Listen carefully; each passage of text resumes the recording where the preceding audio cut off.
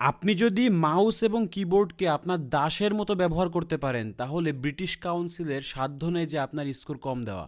আমি আবারও রিপিট করছি, আপনি যদি দাস হিসেবে এই দুইটা জিনিসকে ব্যবহার করতে পারেন, মাউস এবং কিবোর্ড, তাহলে ব্রিটিশ কাউন্সিলের সাধ্য নেই যে আপনার নাম্বারটা আটকানোর। আপনি তো শুধু এই দুইটা জিনিস নিয়েই ভয় পাচ্ছেন, মাউস এবং কিবোর্ড, কারণ এইটার প্র্যাকটিস আপনার নেই। কিন্তু আপনি জানলে অবাক হবেন যে মাত্র 3টা গোপন এবং হিডেন কিছু কৌশল আছে। এখানে 3টি শর্টকাট আছে। এই শর্টকাটের ব্যবহারগুলো যদি আপনি না জানেন বা এগুলো যদি ব্যবহার না করতে পারেন এক্সামে, তাহলে আপনি আপনার টাকা জেনে বুঝে লস খাচ্ছেন। আজ আমি এমন কিছু মার্কা মারা টিপস আপনাকে শেয়ার করব যা দিয়ে আপনি পুরো কম্পিউটার সিস্টেমকে হ্যাক করে আপনি রিডিং, লিসেনিং এবং রাইটিংয়ে আপনার স্কোরটা আপনি ছো মেরে তুলে আনবেন। আমি ভিডিওর মাঝখানে এমন একটা পুরো টিপস দিব যা জানলে রাইটিংয়ের আপনার যে সময়টা লাগবে তা অর্ধেক হয়ে যাবে, অর্থাৎ আপনি আপনার সময়কে অর্ধেক করে ফেলতে পারবেন। আর এটাকেই হ্যাক বলে। আজকের এই ভিডিওটা যদি আইডিপি বা ব্রিটিশ কাউন্সিলের কেউ দেখে তাহলে আমাকে অবশ্যই মেইল পাঠাবে যে ভাই তুই এই ভিডিওটা ডিলিট কর, কারণ আমাদের ব্যবসা চাঙ্গে উঠে যাবে, আমাদের ভাত মারিস না। সো আমি চাইবো যে আপনারা এই ভিডিওটা সম্পূর্ণ এ টু জেড দেখবেন, কারণ এই ভিডিও দেখার পরে কম্পিউটার বেসডে আপনি সবচেয়ে ইজিলি মার্ক উঠাতে পারবেন। ঠিক আছে, আপনি বলবেন যে না, পেপার বেসডের চেয়ে কম্পিউটার বেসড বা সিডি আইএলসটাই বেস্ট। আর একটা কথা অ্যাড করতে চাই, যেখানে সাকিব স্যার আছে সেখানে কম্পিউটার বেসড হোক আর পেপার বেসড হোক, এটা হলো আমি আশীর্বাদ স্বরূপ আপনাকে করে দিতে চাই। ঠিক আছে, সো আমি একদম সহজ করে দিচ্ছি। আপনারা যারা ভয় পাচ্ছেন, যত আসলে জল্পনা কল্পনা আছে আজকে শেষ হয়ে যাচ্ছে। আচ্ছা, সবার আগে একটা হ্যাক আপনাদেরকে শিখিয়ে দিই। যেটা দেখেন যে ভাই, এখন বিশ্বাস করেন যে আপনার তো সিডি আইএলস, এটা তো আসলে সব ডিজিটাল। এখানে যদি এক টুকরো কাগজ পাওয়া যায় না, তাহলে কিন্তু আমি লিসেনিংয়ের যে অ্যান্সারগুলো আছে সেগুলো লিখতে পারি। তো এই কাগজ কোথায় পাবো? দেখেন, এই কাগজ আপনি যখন পরীক্ষার হলে ঢুকতেছেন বা ঢুকবেন, এরপর কিন্তু আপনার একটা লগ ইন আইডি এবং পাসওয়ার্ড দিয়ে দেওয়া হবে। তো এটা একটা পেপারেই দিবে, ঠিক আছে? তো ওই পেপারটাই কিন্তু আপনি কাজে লাগাতে পারেন। ওটাতেই আপনি পেন্সিল দিয়ে দিয়ে ওই লিসেনিংয়ের অ্যান্সারগুলো লিখে রাখতে পারেন। পরবর্তীতে আপনি ওটা আস্তে আস্তে লিখতে পারেন। ঠিক আছে, কারণ যদিও এখানে বেশি সময় লাগবে না, আপনি দেখে দেখে টাইপ করা যদি পারেন তাহলে 2 মিনিটের ভিতরে কিন্তু সম্ভব।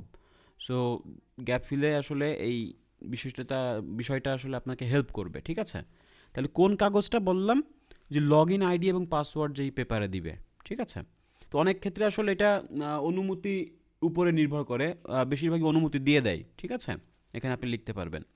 আরেকটা কথা হচ্ছে যে ল্যাপটপ বা পিসি যাই হোক, আপনাকে একটা কিবোর্ড কিনতে হবে। ঠিক আছে, কারণ ল্যাপটপে যদি আপনি প্র্যাকটিস করেন, ওটা কিন্তু একটু নরম, মানে আপনার কিবোর্ড কিন্তু একটু নরম।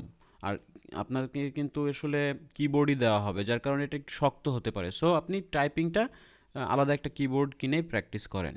তো দেখেন যে সিডি আইএলস বা কম্পিউটার ডেলিভারি আইএলস, যেটা আসলে পেইন এবং পেপার টেস্টের চেয়ে কিছু দারুণ অ্যাডভান্টেজ আছে, সেগুলো নিয়ে আমি আলোচনা করছি। সো এখানে কিছু দেখেন, 1 নাম্বার যেটা হলো লিসেনিং, অর্থাৎ লিসেনিংয়ে সময় বাঁচানোর জাদু। জাদু তেরি নজর, একটা গান আছে না? আচ্ছা দেখেন, আগে কি হতো, আপনার টেস্টে কিন্তু 10 মিনিট সময় পাওয়া যেত, তাই না? সো অনেকেই 10 মিনিটের জন্য আসলে পাগল হয়ে গেছেন যে আগে তো 10 মিনিট সময় পেতাম, এখন তো আর পাবো না। এখন আপনাকে কম্পিউটারে পাবেন হলো মাত্র 2 মিনিট। কিন্তু এখানে দেখেন যে স্ক্রিনের এক কোনায় আপনার একটা নোট ফিচার থাকবে। ঠিক আছে, নোট ফিচারটা আপনি ব্যবহার করবেন, তাহলে কিন্তু ওইখানে আপনি সব কিছু লিখে রাখতে পারছেন। এবং এখানে একটা হেডফোনের ভলিউমটা আপনি নিজের মতো করে আসলে অ্যাডজাস্ট করে নেবেন আগে শুরুতেই। ঠিক আছে, কারণ কি, এখানে আশেপাশে অনেকে কিন্তু জোরে জোরে টাইপ করবে, সেগুলো যেন আপনার মনোযোগ নষ্ট না করে, আপনার মনোযোগ যেন সরে না যায়। যার কারণে এই দুইটা টিপস আমি দিলাম, অর্থাৎ নোট ফিচারটা আপনি ব্যবহার করবেন আর হেডফোনের ভলিউমটা একটু নিজের মতো অ্যাডজাস্ট করে নেবেন, যাতে করে মানে বাদ বাকি কোনো আওয়াজ না আসে। আচ্ছা, 2 নাম্বার যেটা হলো রিডিং স্প্লিট স্ক্রিনের সুবিধা। এইটা কি দেখেন, এটা আসলে সবচেয়ে একটা আমার ভালো সুবিধা আমি বলবো। কারণ কি, সিডিআইএলসি রিডিং প্যাসেজে আসলে থেকে বাম দিক থেকে শুরু হয় এবং আপনার প্রশ্ন হলো ডান দিকে থাকে। ঠিক আছে, আর এখানে আপনি যেটা করতে পারবেন যে হাইলাইট এবং নোটের ব্যবহার করতে পারবেন এখানেও। সো নির্দিষ্ট কোনো লাইন আপনার গুরুত্বপূর্ণ মনে হলে আপনি মাউস দিয়ে জাস্ট ওইখানে সিলেক্ট করে রাইট ক্লিক করলে দেখবেন যে ওখানে হাইলাইট বা নোট করার একটা অপশন পাচ্ছেন, এবং এটি আপনার উত্তর মানে খুঁজে পাওয়ার জন্য একটা দারুণ দারুণ একটা সুযোগ বা সাহায্য করবে। ঠিক আছে, কারণ আপনি একটা জায়গায় বুঝতে পারছেন না, ওইখানে আপনি একটু ওই ওয়ার্ডটাতে আপনি কোনো একটা নির্দিষ্ট কোনো একটা কিছু মনে পড়ছে, আপনি ওটা নোট করে রাখতে পারেন। ঠিক আছে, পরবর্তীতে আবার ওইখানে ক্লিক করলে ওইটা চলে আসবে। এরপরে দেখেন যে কপি পেস্টের সুবিধা থাকবে আপনার রিডিংয়ে। যেমন প্যাসেজ থেকে কোনো শব্দ আপনি হুবহু উত্তরে বসাতে পারেন, সেক্ষেত্রে আপনি Ctrl+C এবং Ctrl+V, ঠিক আছে, ব্যবহার করতে পারেন। কারণ এখানে কি হবে, আপনার আসলে এখানে বানান ভুলের ঝুঁকিটা কিন্তু থাকবে না, ঠিক আছে। তো অনেকে সুবিধার্থে বলছি যে কন্ট্রোল হচ্ছে আপনারা যে উইন্ডোজ বাটনের পাশেই আছে, কন্ট্রোলটা চেপে ধরবেন, তারপরে ভি চাপবেন, দেখবেন যে পেস্ট হয়ে যাচ্ছে। আর কন্ট্রোল এর সঙ্গে যখন সি চাপবেন ওটা কপি হয়ে যাচ্ছে, ঠিক আছে। কপি করে পেস্ট করে দিতে পারবেন, এতে করে বানানের কোনো ভুলের কোনো সুযোগ থাকবে না, ঠিক আছে। অ্যান্ড আপনি এখানে যদি বলি যে রাইটিং, ঠিক আছে, সো এডিটিং এখন পানির মতো সহজ, এটা নিয়ে একটু আলোচনা করব। রাইটিংটা কি, যেমন রাইটিংয়ে আপনার হচ্ছে যে ওয়ার্ড কাউন্ট করা যেতে পারে, ওয়ার্ড কাউন্ট হবে কিন্তু, কারণ আগে তো আপনি জানতেন না যে কয়টা ওয়ার্ড হলো, আপনার গোনা লাগতো, ঠিক আছে। সো এখন আপনি দেখবেন যে স্ক্রিনের নিচে অটোমেটিক একটা ওয়ার্ড কাউন্ট দেখা যাচ্ছে, তাই আলাদা করে আপনার শব্দ গণনা করার কোনো টেনশনই নেই, আপনি শুধু দেখবেন আর লিখে যাবেন। ওকে, অ্যান্ড এখানে একটা ড্র্যাগ অ্যান্ড ড্রপের ব্যাপার আছে, অর্থাৎ কোনো প্যারাগ্রাফের পজিশন যদি পরিবর্তন করতে চান তাহলে আপনি কাট পেস্ট ব্যবহার করতে পারছেন। ওকে, এটা আপনারা শিখে যাবেন। এরপরে হচ্ছে আপনার হ্যান্ড রাইটিংয়ের যেই একটা ভয় আছে, যে আপনার অনেকে কি আগে কি হতো, একজনের ডক্টরদের মতো লেখা, তাই না, হাতের লেখা একদম ডক্টরদের মতো, কেউ বুঝতো না। এখন যেই বিষয়টা হচ্ছে, আপনার হ্যান্ড রাইটিং, আপনার হাতের লেখা খারাপ হলে কিন্তু কোনো সমস্যা নেই, কারণ এখানে আপনার যেভাবে লিখছেন কম্পিউটারে লিখছেন, যা আসলে অনেক ক্ষেত্রে আপনার নাম্বার বৃদ্ধিতে সাহায্য করে। আগে কিন্তু নাম্বারটা এর জন্য কিন্তু কম চলে আসতো, আবার কাটাকাটি হতো, ঠিক আছে, একটা ঝামেলা। কিন্তু এদিক থেকে আপনার নাম্বারগুলো কিন্তু ভালো হবে, অর্থাৎ রাইটিংয়ে ভালো একটা মার্কস আপনি তুলতে পারবেন। ওকে, আচ্ছা, এরপরে যেটা আমি বলবো যে সেটা হলো 4 নাম্বার, যে টাইপিং স্পিড বনাম অ্যাকুরেসি। তো এটা নিয়ে একটু কথা বলি। এখানে টাইপিং স্পিড আসলে কি, যে আসলে এটা গড়পড়তা একটা স্পিড হলেই হয় কিন্তু, বুঝছেন, কিন্তু বানান বা স্পেলিংটা খেয়াল রাখা জরুরি। কম্পিউটারে আসলে অটো কারেক্ট বা লাল কালি উঠবে এমন কিছু ভাববেন না যে আপনার বানান ভুল হলে তারা দেখিয়ে দিবে না, তাই এই জন্য আপনার নিজের ভুল নিজেকেই ধরতে হবে, ঠিক আছে। কিন্তু এখানে দেখেন যে একটা ইয়ে থাকবে, আপনার ক্লক থাকবে, একটা স্ক্রিনের উপরে একটা ঘড়ি থাকবে, ঠিক আছে, কাউন্ট ডাউন হতে থাকবে, এবং শেষ 5 মিনিটে কিন্তু লাল হয়ে যাবে এটা। আর সেটা লাল হয়ে গেলে কি হবে, আপনাকে সতর্ক করে দিবে, অর্থাৎ আপনি সতর্ক হয়ে যাবেন যে আপনার আর 5 মিনিট বাকি আছে। এরপরে নেভিগেশন বারের কথা বলবো, যে আসলে এখানে নিচে একটা বার থাকে, ঠিক আছে, এখানে দেখেই বুঝতে পারবেন যে আপনি কোন প্রশ্নের উত্তর দেওয়া বাকি আছে।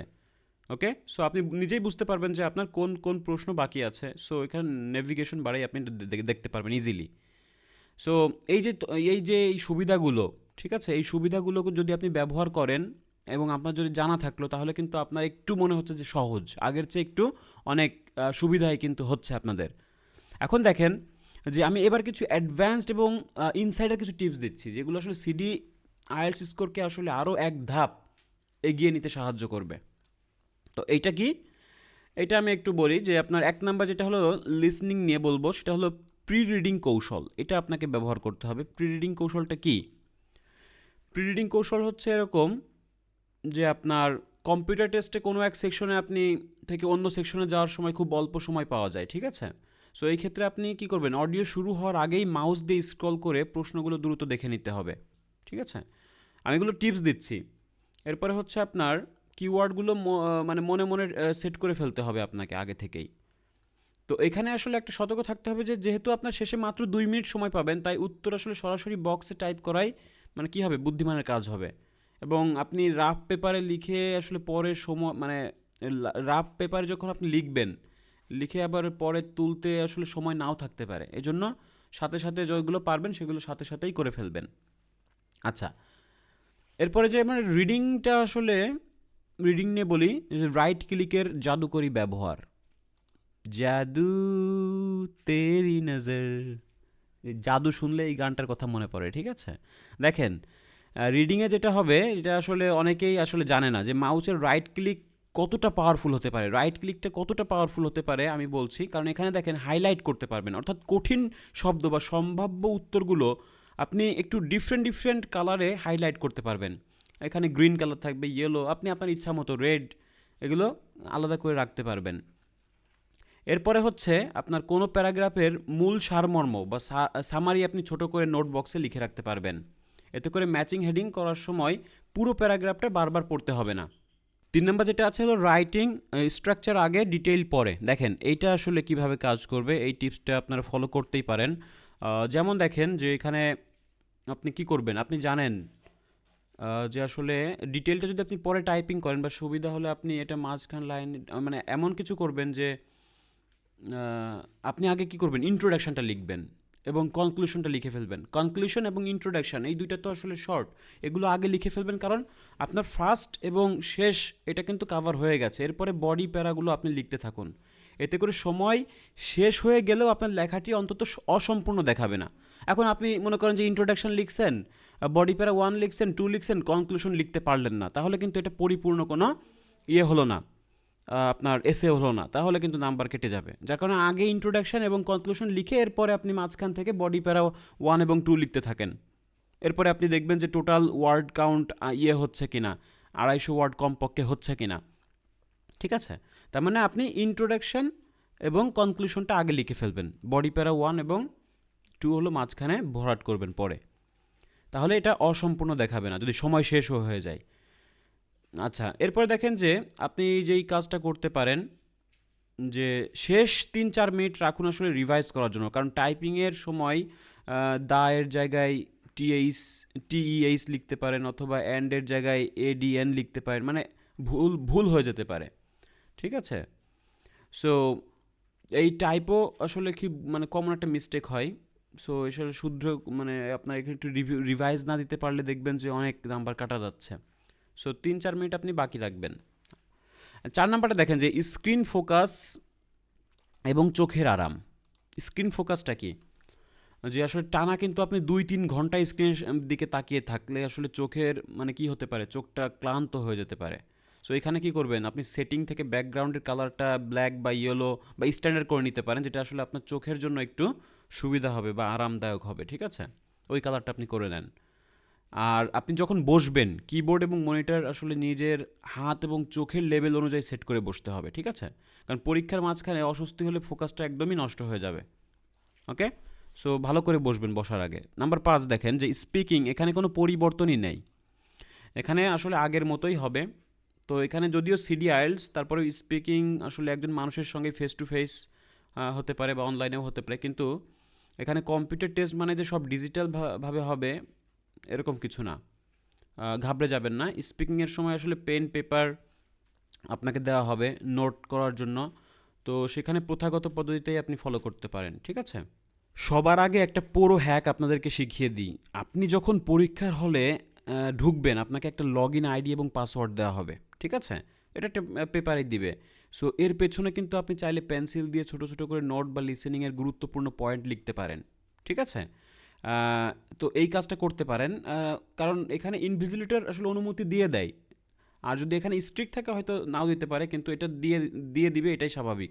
সো এখানে আপনি আপনার লিসেনিংয়ের জন্য অ্যান্সারগুলো ধরতে পারেন। আরেকটা বিষয় বলবো যে আপনারা যারা এখন যে সিডি আইএলস তো আসলে হয়েই গেছে, এটা তো আসলে মানে পরিবর্তন কোনো সুযোগ নেই। সো এখন থেকে আপনাকে ল্যাপটপ বা কম্পিউটারেই কিন্তু প্র্যাকটিস করতে হবে।